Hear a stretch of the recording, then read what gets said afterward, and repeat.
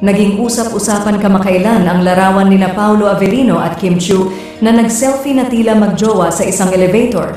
Ang nasabing selfie ay ibinahagi nila sa kanilang social media accounts, dahilan upang magdulot ng kilig sa kanilang mga tagahanga. Sa larawan, makikitang magkasama ang dalawa at masayang nagngingitian habang nag-selfie.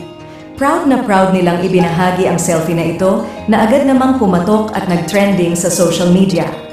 Marami sa kanilang mga followers ang nagkomento at nagpahayag ng kanilang tuwa at kilig na para bang nabuhay ang kanilang mga puso sa larawan ng dalawa.